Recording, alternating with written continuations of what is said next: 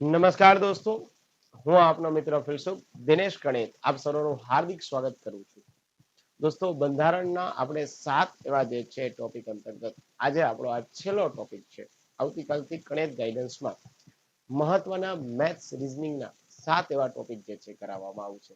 આ 7 દિવસ દરમિયાન તમારો જેટલો ભરપૂર માત્રામાં જે છે પ્રેમ મળ્યો છે, આવતા 7 દિવસમાં પણ આટલો જ ભરપૂર માત્રામાં પ્રેમ મળે એવી એક તમારી પાસે અપેક્ષા છે. ઓકે, જયેશ પંચાલ સર છે. જયેશ પંચાલ સર જે છે એ બહુ મોટું નામ છે મેથ્સ રીઝનિંગમાં. અને જયેશ પંચાલ સર તમને મેથ્સ રીઝનિંગના તમામ પ્રકારના જે છે એ ટોપિક અને મુદ્દાઓ મારા જેવા જ મારા કરતા પણ સારા કન્ટેન્ટ સાથે તમને ભણાવવાના છે. આવતીકાલે પણ તમને એનું મટીરિયલ મળી જશે દોસ્તો. જેવું આપણે જે છે એ મેથ્સ રીઝનિંગના 7 દિવસ પૂરા થશે, next next next next next આવી રીતે જે છે એ આપણે એક 30 દિવસનો કાર્યક્રમ ચલાવશું. અને એ દરમિયાન આપણે મોડેલ પેપર પણ દોસ્તો 5 બહાર પાડી દેશું. જે મોડેલ પેપરથી અત્યાર સુધીમાં ઉમેદવારોને ખૂબ જ સારી માત્રામાં ફાયદો થયો છે એ મોડેલ પેપર. આ વખતે આપણે મોડેલ પેપરમાં પણ એક નવી બાબત કરીએ છીએ કે model paper with explanation, video લેક્ચરના માધ્યમથી, જેથી કરીને તમને ખ્યાલ આવે કે કયા ટોપિકનો આન્સર કેવી રીતે આવ્યો છે. ઠીક છે, એ સમયાંતરે હું તમને જાણ કરીશ આપણા સોશિયલ મીડિયાના હેન્ડલ ઉપરથી. તો આજે દોસ્તો આપણો છેલ્લો ટોપિક છે, અને છેલ્લો ટોપિક એટલે ન્યાયતંત્ર, જ્યુડિશિયલ સિસ્ટમ, ડે 7. અનુચ્છેદ 124 ઉચ્ચતમ જે છે એ ન્યાયાલયનો ઉલ્લેખ કરવામાં આવે છે. એક છે દોસ્તો વડી અદાલત એટલે કે હાઈકોર્ટ, એક છે ઉચ્ચતમ ન્યાયાલય એટલે કે સુપ્રીમ કોર્ટ. તો અહીંયા આ વિધાન જે છે આપણું સાચું થઈ જાય. અનુચ્છેદ 214 દરેક રાજ્ય માટે એક ઉચ્ચ ન્યાયાલયની વ્યવસ્થા છે. સાચી વાત છે દોસ્તો.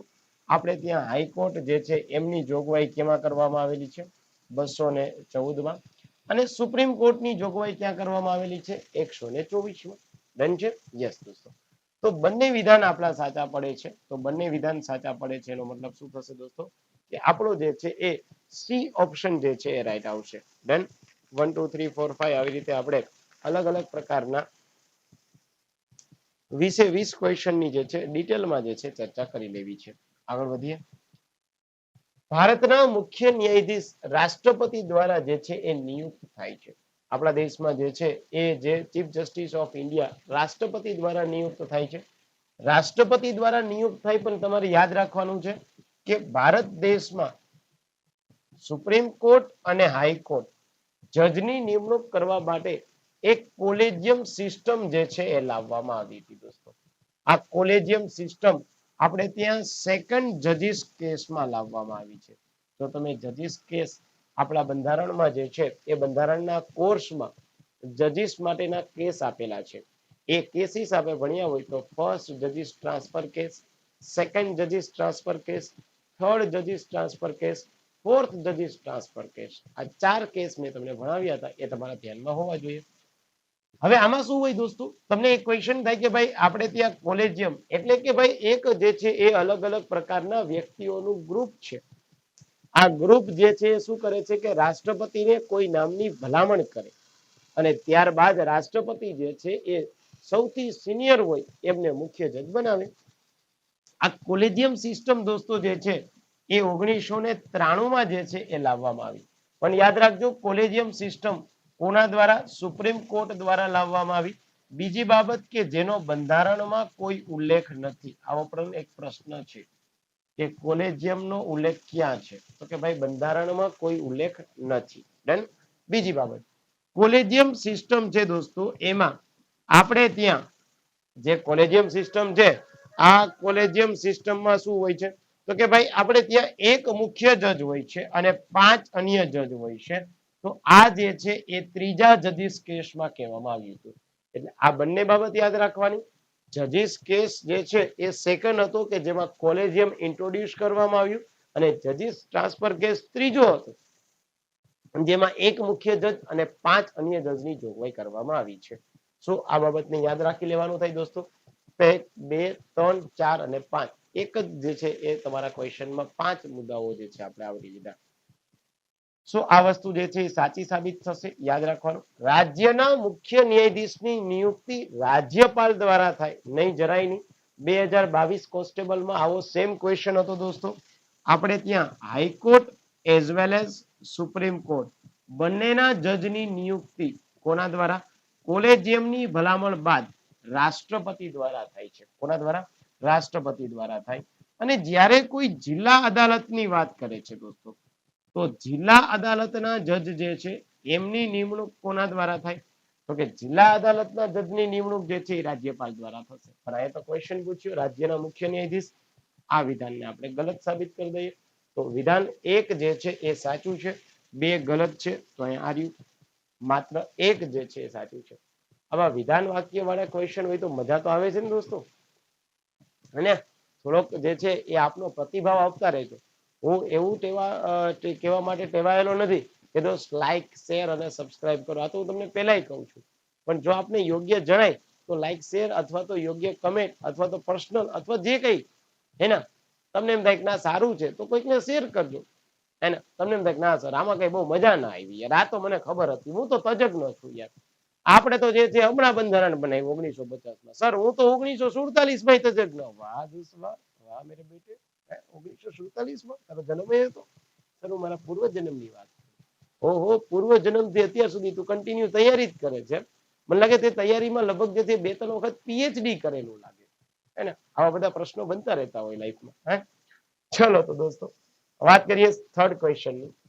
નાલસા એક્ટ 1984 અંતર્ગત જે છે એ લોક અદાલતની સ્થાપના થઈ. ના જો આપણે ત્યાં લોક અદાલત, આપણે ત્યાં એવો પ્રશ્ન પૂછે કે સુપ્રીમ કોર્ટ, તો ત્યાં દોસ્તો 124 નંબરનો આર્ટિકલ, હાઈકોર્ટ તો 200 જે છે એ 14 નંબરનો આર્ટિકલ, અન્ય કોર્ટ, અન્ય તાબા હેઠળની કોર્ટ, તો આપણે ત્યાં ઓપ્શનમાં જે છે એ 233 નંબરનો આર્ટિકલ. કેટલા નંબરનો આર્ટિકલ? 233 નંબરનો આર્ટિકલ છે. તો એક આને યાદ રાખવાનું થાય. સો ક્વેશ્ચન શું છે દોસ્તો કે ભાઈ ભારત દેશમાં જે લોક અદાલત છે એ અન્ય જે છે કોર્ટ, એટલે કે લોક અદાલત છે જેમની સ્થાપના નાલસા એક્ટ પ્રમાણે થાય. કયા? નાલસા, national legal service authority act 1987. નાલસા act, national legal service authority act. તમને પ્રશ્ન પૂછે રાષ્ટ્રીય સેવા કાનૂન મંડળ એમના જે છે અધ્યક્ષ કોણ હોય? તો સુપ્રીમ કોર્ટના સિનિયર મોસ્ટ જજ જે છે આના અધ્યક્ષ રહેશે. કોણ? સિનિયર મોસ્ટ જજ. આ તમારે યાદ રાખવાનું થશે. ડન. તો નાલસા એક્ટ 1984 માં નહીં, 1987 માં આવ્યો, એટલે આને આપણે ગલત કહી દેવાનું. પરિવાર ન્યાયાલય અધિનિયમ 1987 છે નહીં દોસ્તો. ફેમિલી કોર્ટ માટેનો અધિનિયમ 1984 છે. પરિવાર ન્યાયાલય અધિનિયમ 1984 અંતર્ગત ફેમિલી કોર્ટની સ્થાપના થશે. તો અહીંયા 87 આપ્યું એટલે આને ગલત કહી દેશું. તો બંને ગલત વિધાન છે એવા કયો ઓપ્શન થઈ જશે? તો કે સી ઓપ્શન થઈ જાય. ઓકે ચાલો તો યસ આગળ વધીએ. અનુચ્છેદ 32 શું નિશ્ચિત કરે છે? અનુચ્છેદ 32 દોસ્તો આપણે જ્યારે ફંડામેન્ટલ રાઈટ ભણાવ્યા હતા, મેં ત્યારે તમને પણ વાત કરી હતી. મૂળભૂત અધિકાર માટે સીધી જ રીતે અરજી સુપ્રીમ કોર્ટમાં થઈ શકે. તો રાઈટ આન્સર છે. સુપ્રીમ કોર્ટને રીટ જારી કરવાનો અધિકાર છે. ઓફકોર્સ દોસ્તો સુપ્રીમ કોર્ટ જે છે એ રીટ જે છે બહાર પાડી શકે. સુપ્રીમ કોર્ટ અને હાઈકોર્ટ આ બે જ એવી કોર્ટ છે કે જેમની પાસે રીટ બહાર પાડવાના અધિકાર છે, એમના રાઇટ્સ છે. 1950 પહેલા આપણે ત્યાં દોસ્તો મુંબઈ, મદ્રાસ અને કોલકાતા આ 3 જ હાઈકોર્ટ એવી હતી કે જેમની પાસે રીટ બાબતની સત્તા છે. 1950 બાદ તમામ પ્રકારની હાઈકોર્ટ અને સુપ્રીમ કોર્ટને પણ આ સત્તા છે. ત્યારબાદ આગળ વધીએ. અનુચ્છેદ 226 હેઠળ કોને રીટ બહાર પાડવાના અધિકાર છે? શું સુપ્રીમ કોર્ટ? ના, સુપ્રીમ કોર્ટ માટે તો શું આપ્યું છે દોસ્તો? 32 આપ્યું છે. હાઈકોર્ટને જે છે 226 પ્રમાણે રીટ બહાર પાડવાના અધિકાર છે. તો રાઈટ આન્સર શું આવશે દોસ્તો? તો કે ભાઈ આપણે ત્યાં બી ઓપ્શન. હવે જો તમને થોડું એક હિન્ટ આપી દઉં કે રીટ કેવી રીતે તૈયાર કરાય. આવી રીતે તૈયાર કરાય દોસ્તો. એક તમે જે છે નામ સાંભળ્યું હશે દોસ્તો કે ભાઈ એક રીટ છે જેને આપણે બોલી દેશું, ચલો પેલી જ રીતનું હું તમને નામ આપી દઉં છું, બંદી પ્રત્યક્ષીકરણ. બંદી પ્રત્યક્ષીકરણ. આને શું બોલવામાં આવશે? આને બોલવામાં આવશે હેબિયસ કોર્પસ. Habeas corpus. હવે આનો મીનિંગ શું થયો? તો કે ભાઈ આનો મીનિંગ થયો સર શરીરને હાજર કરો, શરીરને હાજર કરો. આને શું કહેવાય? To have a body of. Okay, ખાસ યાદ રાખવાનું, લોકસ સ્ટેન્ડી, લોકસ સ્ટેન્ડી નો સિદ્ધાંત આપણે ત્યાં જે છે એ આમાં જળવાશે નહીં. હવે તમને પાછો પ્રશ્ન થયો કે સર લોકસ સ્ટેન્ડી એટલે શું? આમ તો એ બહુ મોટો મુદ્દો છે, આપણે પેઇડ કોર્સમાં સમજાવેલું છે, છતાં પણ અમુક વસ્તુ તમને યુટ્યુબમાં આપીશ તો તમને ખ્યાલ આવે. બંધારણનો ભંગ થાય તમે સીધા કોર્ટમાં આવો, જેને કહેવાય લોકસ સ્ટેન્ડી. ઓકે, બીજી બાબત, આના સંજોગો ક્યાં છે? તો કે વ્યક્તિની ગેરકાનૂની ધરપકડ થાય અથવા તો વ્યક્તિનું જે છે વ્યક્તિની ગેરકાનૂની ધરપકડ અથવા તો કોઈ અપહરણ થાય ત્યારે જે છે આ લાગુ પડે. ઓકે, ક્વેશ્ચન થાય કયા સંજોગમાં લાગુ ન પડે? આ તો સંજોગ છે દોસ્તો કે ક્યારે લાગુ પડે એની વાત કરું છું. હવે હું તમને વાત કરું છું અપવાદ કયા લાગુ ન પડે. તો જ્યારે જે છે ધરપકડ કાનૂની હોય તો જે છે લાગુ ન પડે. ધરપકડ સંસદ વિધાનસભા, સંસદ કે વિધાનસભાના કાયદાના ભંગ બદલ હોય તો પણ લાગુ ન પડે. આવા સંજોગમાં જે છે એ તમારી બંદી પ્રત્યક્ષકરણ લાગુ નહીં થાય. ઓકે, આવી રીતે રીત કરાય. એક પછી એક બધા મુદ્દાઓ જે છે એને છાવરી નાખો. પેપર સેટરને ગમે પ્રશ્ન પૂછવો હોય દોસ્તો, હે ને, કોન્સ્ટેબલની તૈયારી કરો છો તો માત્ર ધ્યેય કોન્સ્ટેબલનો રાખીને પછી બધી જનરલ તૈયારી ન કરવાની હોય. કોન્સ્ટેબલની તૈયારી કરતા કરતા પછી કે સર રેલવેની ભરતી આવી, હું રેલવેમાં ભર દઉં. સર ઓલી બેંક ઓફ બરોડામાં આવી ઓફિસ આસિસ્ટન્ટ ની, તો હું ઓફિસ આસિસ્ટન્ટ ભરી દઉં. તું મારો ભાઈ એક કામ કર, બધાયમાં ફોર્મ ભરતો જા, હે ને. યુટ્યુબમાં તું આજ જો, ટેલિગ્રામમાં તું આજ જો, નવી ભરતી. નમસ્કાર દોસ્તો, 40,000 કરતા વધારેની ભરતી, પણ જોવો તો ખરી એનો સિલેબસ શું છે, એ સિલેબસ અનુરૂપ આપણી પ્રિપેરેશન છે કે નહીં, એમાં કમ્ફર્ટ ઝોન છે કે નહીં. બધી પરીક્ષાઓ આપો, જનરલ તૈયારી કરો. એના કરતા માત્ર એક જ ધ્યેય રાખ, એ છે તારો ખાકી. બસ પીરો. આપણે એવું નથી કહેતા બીજી બધી જોબ ખરાબ છે, બધી જ જોબ સારી છે, બધા જ વ્યક્તિ સારા છે, બધા જ એજ્યુકેટર સારા છે, બધી જ સંસ્થાઓ સારી છે, પણ આપણો ધ્યેય માત્ર એક જ બાબતમાં હોવો જોઈએ. એનું રીઝન કેવું છે દોસ્તો? સ્ટાફ સિલેક્શન કમિશન નામની કોઈ પરીક્ષા, બોર્ડ ભરતી એજન્સી હોય તો એ પણ જે છે એ આપણે ત્યાં મેથ્સ રીઝનિંગ પૂછે છે, તો એમાં સાદા વ્યાજ ચક્રવૃદ્ધિ વ્યાજના પ્રશ્ન આવે છે.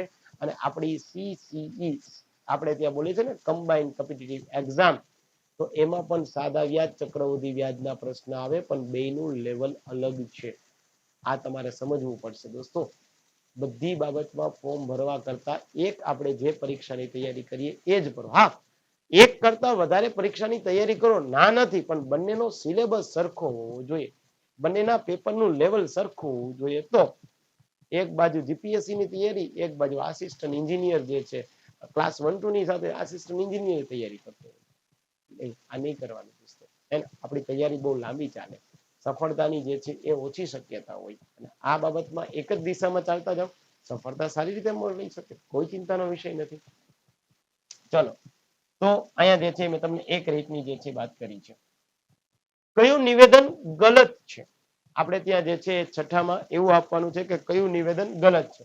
હાઈકોર્ટ નાગરિક અને દંડાત્મક બંને કેસ સાંભળી શકે. હાઈકોર્ટને બંધારણીય મામલામાં રીટ જાહેર કરવાનો અધિકાર નથી. નહીં ભાઈ, આ બાબત ગલત છે. આ બાબત જે છે તો માત્ર જે છે કયું, તો કે ભાઈ એક જે છે એ ખોટું આવે છે. તો યાદ રાખવાનું, છઠ્ઠામાં દોસ્તો શું આવશે? એ ઓપ્શન આવશે ખોટું પેલું. કોલેજિયમ પ્રણાલી દ્વારા ભારતના ન્યાયમૂર્તિઓની નિમણૂક અને બદલી થાય છે. હમણાં જ મેં તમને જજીસ કેસની વાત કરી છે. કોલેજિયમ પ્રણાલી ભારતના જે છે બંધારણમાં સ્પષ્ટ રીતે ઉલ્લેખિત છે ના. મેં તમને સમજાવી જ દીધેલું છે અહીંયા કે આપણે ત્યાં જે કોલેજિયમ સિસ્ટમ છે દોસ્તો, આ કોલેજિયમ સિસ્ટમનો બંધારણમાં કોઈ ઉલ્લેખ નથી આવ્યો. એ તો સુપ્રીમ કોર્ટના આદેશ બાદ લાવવામાં આવેલી છે. કોલેજિયમ સિસ્ટમનો કોઈ આપણને જે છે એ ઉલ્લેખ ક્યાંય જોવા મળે તો કે ના, નથી જોવા મળતો. તો માત્ર એક જ જે છે એ સાચું હોય, એ કેવું છે દોસ્તો? તો કે ફક્ત વિધાન એક સાચું છે, એટલે સાતમામાં એ ઓપ્શન આવશે. રીટના પ્રકારો વિશે કયું ખોટું છે? રીટના પ્રકારોમાં દોસ્તો જે છે એ તમારે આઠમામાં યાદ રાખવાનું છે. શું? તો કે ભાઈ કયું વિધાન ખોટું છે? જો એક દોસ્તો જે છે આવી રીતે બંદી પ્રત્યક્ષીકરણ, બંદી પ્રત્યક્ષીકરણ, આને કહેવાય હેબિયસ કોર્પસ, હમણાં જ મેં તમને કીધેલું છે. ઓકે, ત્યારબાદ પરમાદેશ, અમે આદેશ આપીએ છીએ, અને કહેવામાં આવશે મેન્ડેમસ. આ બધા એના ઇંગ્લિશ નામ છે. ત્યારબાદ દોસ્તો જે છે એને કહેવામાં આવશે પ્રતિષેધ, આને કહેવામાં આવશે પ્રોહિબિશન. ત્યારબાદ કહેવામાં આવશે ઉત્પ્રેષણ, આને કહેવામાં આવશે સર્ટિઓરરી. ત્યારબાદ દોસ્તો જે છે એ અધિકાર પૃચ્છા, આને કહેવામાં આવશે કોવોરન્ટો. ડન છે? યસ. તો મેન્ડેમસ એ ધમકી છે, ના અમે આદેશ આપીએ છીએ, એટલે તો શું થાય, કોઈ જાહેર સેવક છે દોસ્તો, એ જાહેર સેવક જે છે એ પોતાને આપેલા કાર્ય નથી કરતા, એવા સમયે હાઈકોર્ટ કે સુપ્રીમ કોર્ટ કહેશે કે ભાઈ આ કામ તમારું છે, તમારે જ કરવાનું છે. જો તમારાથી ન થતું હોય તો અમે તમને આદેશ આપીએ છીએ, ધમકી નહીં, આદેશ આપીએ છીએ કે આપ આપનું પદ છોડી દો, તમારી જગ્યાએ અમે અન્ય વ્યક્તિને બેસાડી દેશું. તો ધમકી નથી. હેબિયસ કોર્પસ વ્યક્તિની મુક્તિ માટે છે, ગેરકાનૂની ધરપકડ થઈ ગઈ હોય તો એમની મુક્તિ માટે છે. આ વિધાન જે છે આપણું સાચું છે. તો અહીંયા જે છે એ શું આપ્યું છે કે માત્ર એક ખોટું છે, તો હા. માત્ર બે ખોટું છે, ના બે તો સાચું. બંને ખોટા, બંને સાચાઈ ન પડી જાય, તો આઠમામાં કયું આવી જશે, એ ઓપ્શન આપણો રાઈટ આવશે. હાઈકોર્ટને રીટ જારી કરવાનો અધિકાર છે, પણ તેના માટે શું જરૂરી છે? આજે કોઈ પણ જે છે એ હાઈકોર્ટ કોઈ પણ પ્રકારની રીટ જારી કરી શકે દોસ્તો, તો એના માટે એક તો ન્યાયાધીશે મંજૂરી આપવી પડે. કારણ શું કે હાઈકોર્ટમાં તમે કોઈ રીટ દાખલ કરો તો તમારી રીટ જે છે એને નકારી પણ કાઢવામાં આવે. જો રીટમાં જે છે યોગ્ય વજૂદ ન હોય તો સુપ્રીમ કોર્ટ આવું નહીં કરી શકે, હે ને?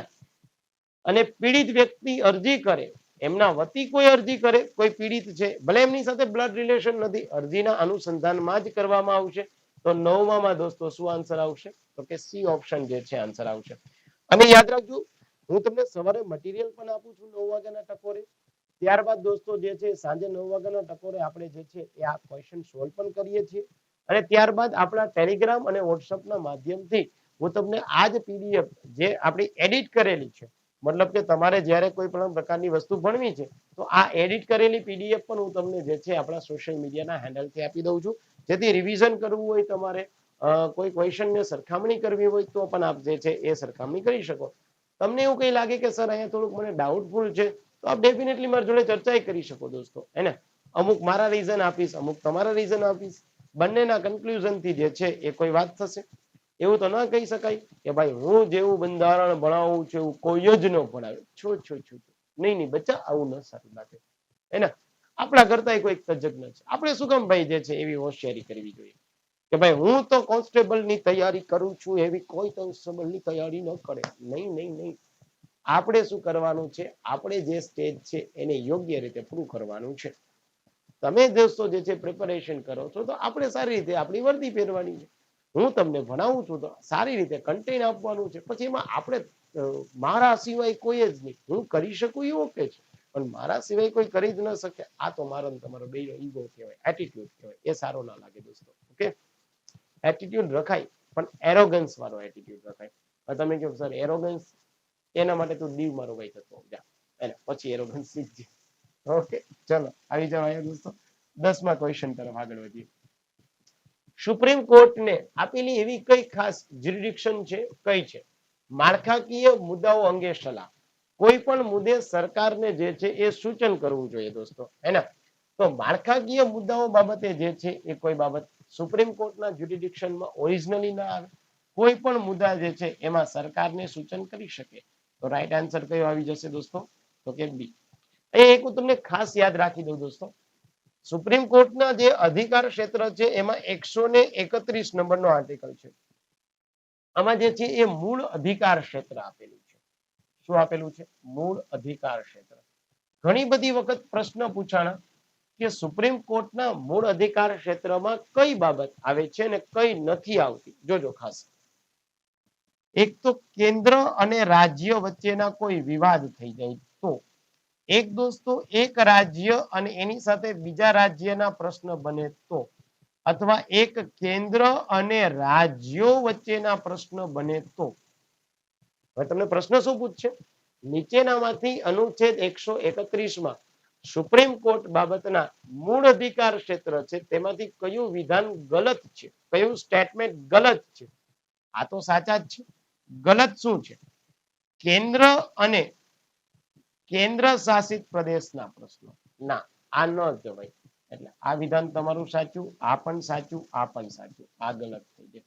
કારણ કે કેન્દ્ર શાસિત તો કેન્દ્રની અંતર્ગત જ આવશે, તો બંનેના વિવાદનો કોઈ પ્રશ્ન નથી. બસ જો આવા પ્રશ્ન હોય મસ્ત મજાના, અને સારો પ્રશ્ન હોય એને સોલ્વ કરવાની એટલી મજા આવે ને દોસ્તો. તમે ક્યારેક છે ને કોઈ નોલેજેબલ પર્સન બેઠો હોય ને એમની સાથે ખાલી ડિબેટ કરજો, એટલી મજા આવશે ને. કોઈક સિનિયર વ્યક્તિ પણ ધ્યાન રાખજો, ક્યાંક સિનિયર હોય પાછા અમુક કેવા હોય, આપણે લાઇબ્રેરીમાં બેઠા હોય ને, આપણે લાઇબ્રેરીમાં બેઠા હોય કે સર ભાઈ તમે કેટલા ટાઈમથી તૈયારી કરો, બેન તમે તમારે કેટલા ટાઈમથી, આપણા સિનિયર પાછા થોડાક ઈગોમાં રખડતા હોય, કારણ કે એ 2 વર્ષ પહેલા પ્રિપેરેશન કરતા હોય ને. તમને ન ફાવે ભાઈ હવે આ બધું, આ તમે ન પાસ થઈ શકો ભાઈ, આ તો બધું અમારું જ કામ. લે લે લે લે, અમારું કામ તોય તું 2 વર્ષથી તો કરે છે મુના, 3 કોન્સ્ટેબલ આપી છે. હવે તું મારો ભાઈ એક કામ કર, ટીઆરબી ની પરીક્ષા આપી દે, જેથી કરીને સારી રીતે તું ટ્રાફિક વ્યવસ્થા પણ કરી શકે છે. એટલે સિનિયર સારા જ હોય છે, પણ અમુક સિનિયર થોડાક વધારે સારા છે, એમને થોડાક આવા સારા પ્રશ્નો પૂછવા, એટલે પછી સિનિયર જે છે એ પૂછતો બંધ થઈ જાય. હે ને? આ દોસ્તો તમને જે છે ગુજરાત પોલીસ, હે ને, જ્યારે કોઈ જે છે સુમસાન એરિયા હોય અને એ સુમસાન એરિયામાં જે છે ગુજરાત પોલીસ જે છે કાયદો વ્યવસ્થા સાચવવા માટે જાય. જ્યારે કોઈ રમખાણ ફાટી નીકળે છે દોસ્તો, એ રમખાણ ફાટી નીકળે છે, બધાએ દુકાનો બંધ કરી દીધી છે, ઘર બંધ કરી દીધા છે, એવી સમયે જે છે એ ગુનેગારને પકડવા જાય છે, ખૂંખાર છે, પોતાના જાનના જોખમે પકડવા જાય છે.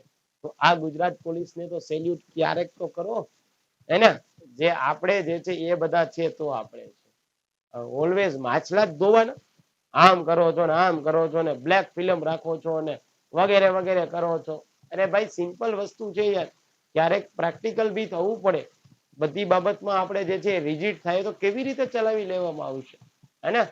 ગુજરાત પોલીસ જે છે એ ડેફિનેટલી સારું કામ કરે, 24/7. ક્યારેક જોવો તો ખરી, 2 દિવસે ઘરે આવે છે અને આટલું કામ કરે છે, તો પગાર લેવા માટે તો હકદાર છે ને.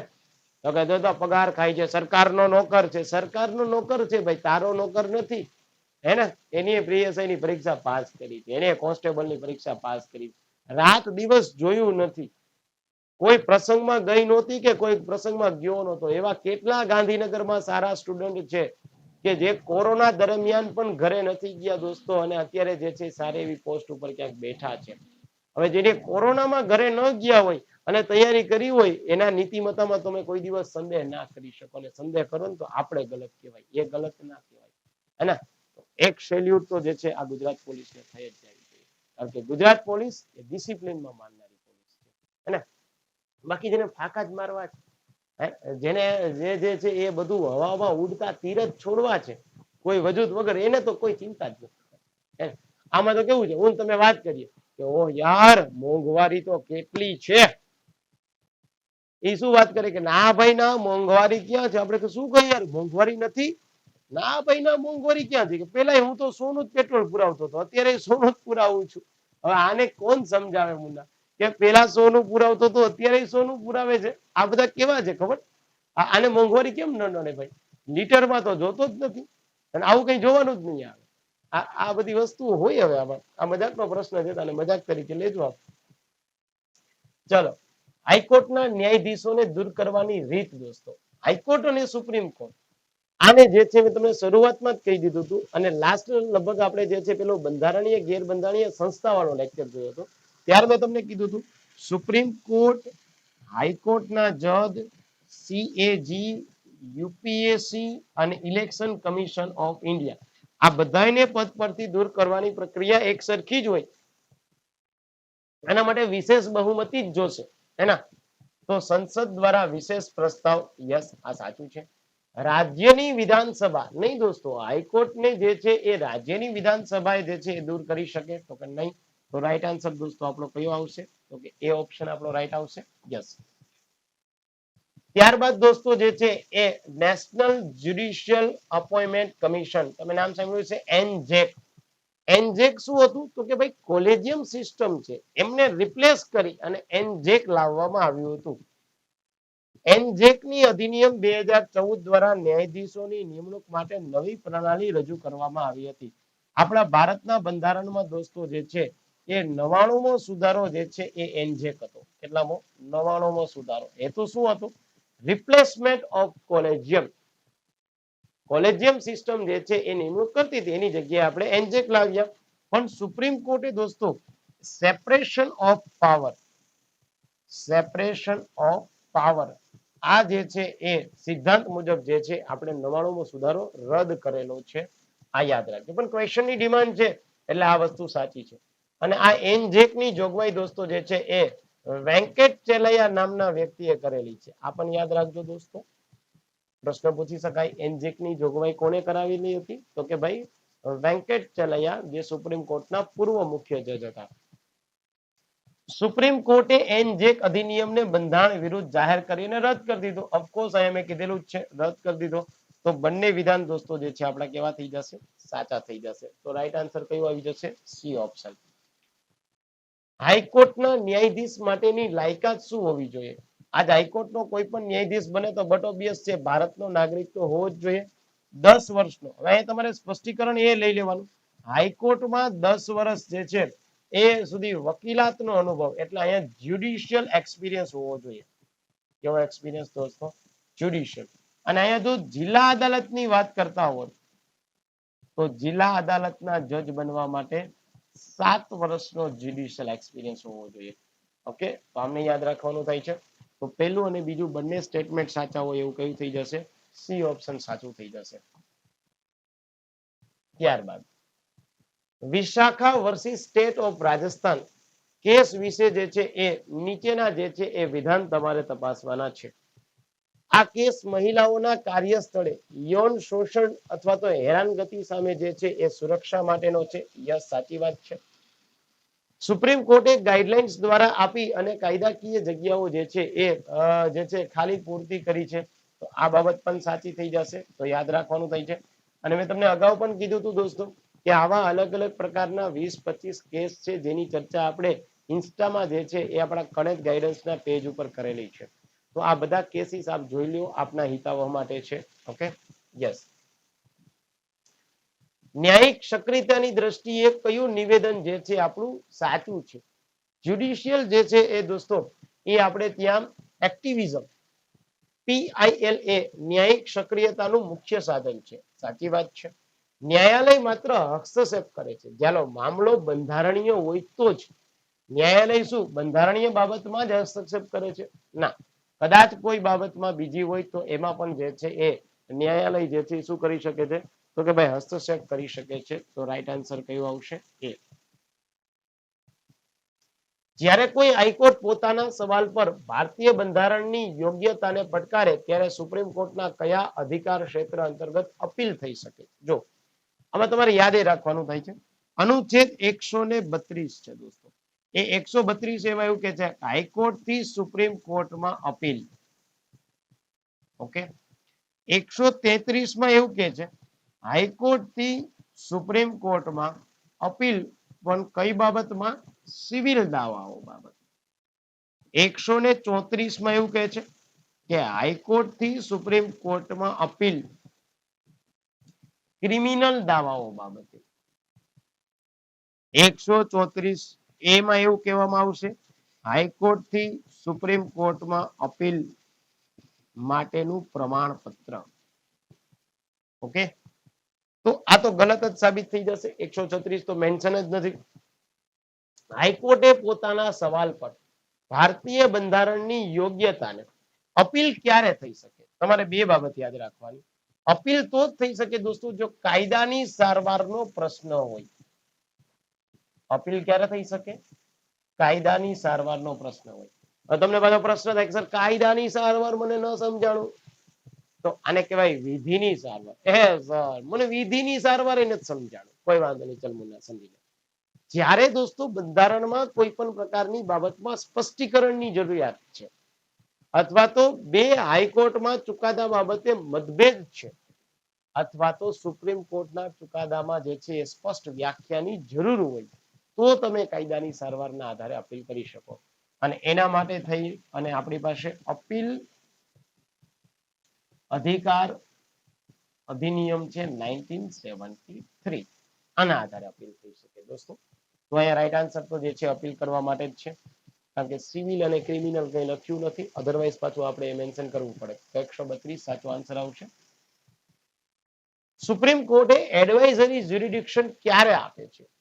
સુપ્રીમ કોર્ટનું સલાહકારી ન્યાય ક્ષેત્ર જ્યારે કોઈ પણ પ્રકારના જે છે એ રાષ્ટ્રપતિ જે છે એ અનુચ્છેદ 143 જે છે હેઠળ મંતવ્ય માંગે ત્યારે જે પણ સલાહ માનવા બંધાયેલા નથી. આ યાદ રાખજો, સલાહ માનવા બંધાયેલા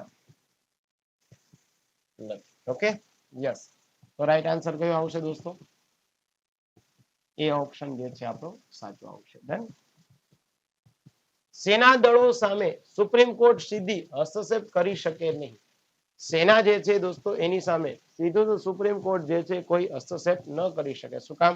કારણ કે અનુચ્છેદ 33 મુજબ કેટલીક છૂટછાટ જે છે એ સેના બાબતને આપવામાં આવેલી છે. 33, 34 સ્પેશિયલી સેના માર્શલ લો બાબતની છે. બે રાજ્યો વચ્ચે સરહદ સંબંધિત વિવાદ હોય તો તે મામલો કયા અનુચ્છેદ હેઠળ સીધો જ સુપ્રીમ કોર્ટમાં જે છે લાવી જવામાં આવે? બે રાજ્યની વાત કરીએ તો સીધું તમે દોસ્તો 131 મુજબ જે છે ઓરિજિનલી જ્યુરિડિક્શનમાં જશે. Last question. આપણે ત્યાં દોસ્તો જે છે એ પેસિવ યાની શું તો કે ભાઈ આપણે ત્યાં ઈચ્છા મૃત્યુની વાત કરીએ છીએ. હવે ઈચ્છા મૃત્યુમાં યાદ રાખજો, ઈચ્છા મૃત્યુ કેટલા છે તો કે બે પ્રકારના. એક જે છે ઈચ્છા મૃત્યુ કેવું છે દોસ્તો? સક્રિય છે. એક ઈચ્છા મૃત્યુ કેવું છે? નિષ્ક્રિય. ભારતમાં કયું શક્ય છે તો કે નિષ્ક્રિય. Okay, yes. તો સુપ્રીમ કોર્ટે જે છે અનુચ્છેદ 21 હેઠળ જીવવા માટેના વિસ્તાર અંતર્ગત જે છે એ અર્થ આપ્યો છે, જેને લિવિંગ વિલ કહેવાય. કોમામાં રહેલા દર્દી માટે લિવિંગ વિલને માન્યતા સુપ્રીમ કોર્ટે જે છે એ કોમન કોઝ કેસમાં આપી. આ કેસ જે છે એને તમે ક્યારેક પ્રશ્ન પૂછી લે, કોન્સ્ટેબલની 2019 ની પરીક્ષામાં તમે પ્રશ્ન જોજો, અરુણા શાનબાગ કેસ. ઓકે, તો આ પણ સાચું છે. તો બંને સાચા હોય એવા સી છે. ડન. તો દોસ્તો અહીંયા જે છે આપણે 7 દિવસનો જે છે પ્રોગ્રામ ચલાવ્યો હતો બંધારણ માટે. આમ તો આપણો પ્રોગ્રામ 30 દિવસનો છે. હવે પછી 7 દિવસ મેથ્સ રીડિંગ રહેશે. ફરીથી કરંટ અફેર્સ જે છે એ હું તમારા સમક્ષ લઈને આવીશ. જીકે પણ હું તમારા સમક્ષ લઈને આવીશ, જેથી કરીને 1 બાય 1 તમામ પ્રકારના મુદ્દાઓ. અને એક લેક્ચર આપણે શરૂઆતમાં જ લઈ લીધો છે, એ ન લઈ જોયો હોય તો આપ જોઈ લેજો કે કયા દિવસે કયા મુદ્દાઓ આપણે ચલાવશું, જેથી તમે પૂર્વ જે છે તૈયારીમાં રહ્યો કે આજે આ જ પ્રકારની ટેસ્ટ રહેશે. ઠીક છે. આપની જે છે એ તૈયારીને અંતિમ રૂપ આપવા માટે થઈ ગણિત ગાઈડન્સ અને હું દિનેશ ગણેશ ઓલવેઝ આપની સાથે છું દોસ્તો. આપ જે છે પોતાના ઉપર આત્મવિશ્વાસ રાખો, પોતાની તૈયારી ઉપર આત્મવિશ્વાસ રાખો દોસ્તો. ડેફિનેટલી આપ સારી રીતે જે છે એ પાસ થઈ શકશો. તો રજા લઉં છું દોસ્તો. ખૂબ ખૂબ ધન્યવાદ આપનો. અને નેક્સ્ટ 7 દિવસ જયેશ પંચાલ સર પાસે આપ મેથ્સ રીઝનિંગ ભણો. મેથ્સ રીઝનિંગના તમામ મુદ્દાઓ જે છે પંચાલ સર જે છે એ આપણે તૈયાર કરી દેશે. ઉત્તર ગુજરાત તો બહુ મોટું નામ છે. સર જે છે એમને ઘણા બધા ઉમેદવારો જે છે એમને આ બાબતે ગાઈડ કર્યા છે. આપને પણ સારી રીતે ગાઈડ કરશે. તો ત્યાં સુધી મને વિરામ આપો. ગણિત ગાઈડન્સ ઓલવેઝ આપની સાથે છે દોસ્તો. આવજો. Bye bye. C yeah. Thank you very much દોસ્તો.